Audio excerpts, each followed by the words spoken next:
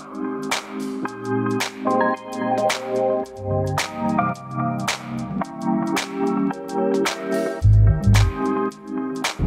guys, I'm Fernando with Tips and Tricks, and today I'm just testing out the Insta360 X3 360 cam. I got the sunroof open. Let me just close it real quick. I already did a quick test with the camera over the sunroof just to see what it would look like, and right now I'm just kind of trying to use it like more traditional action camera for vlogging on my way to Whataburger to get a delicious breakfast burrito, egg, sausage, and cheese, and bacon, egg, and cheese for my lady. And this kid better watch out. You see him in the screen? You'll be able to see him right here. See him? Alright, now he's crossing safely. Last thing we want is the accident to occur, you know. That would stink. But yeah, so far with the Insta360 X3, I like it. I like the way the camera feels.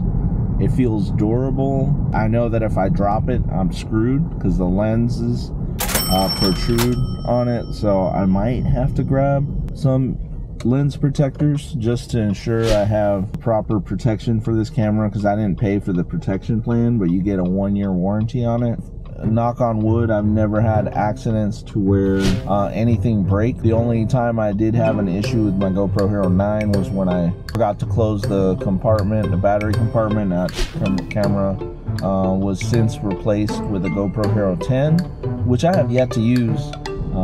This one can only do 5.7K at 30 frames per second, but the good thing about it is you can do 4K at 60, so it's not true 4K or true 5.7K. It does, however, provide you with the best possible image quality and being able to record everything around you without having to frame your shot right. You can reframe in the Insta360 application, which allows you to change the angles.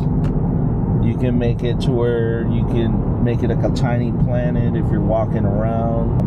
I had a GoPro Fusion 360, so I already am well aware of what 360 is capable of. The editing process for 360 cameras in general is a more difficult process, and because of that, it's not highly recommended. It's definitely a more niche use case. If you're doing reels or something like that and something cool happens while you're walking around town, while you're walking around the beach, you can provide more mystery based on the camera angles, then I think more people will probably view those as opposed to like a traditional action camera. But if you want pure video quality to blow your socks off, you need to go with either the GoPro Hero 12 most likely, or maybe the Insta360 Ace Pro, or if you want the best quality 360 cam, you can do the Insta360 premium version of the X3, which is like, has a huge, it's the 1R lens, and it has a 1-inch sensor, and you can also do 8K time lapse with this thing.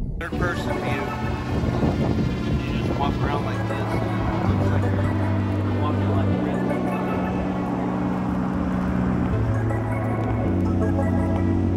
Easiest way to do it. And then if you want a front view, typically you just do that.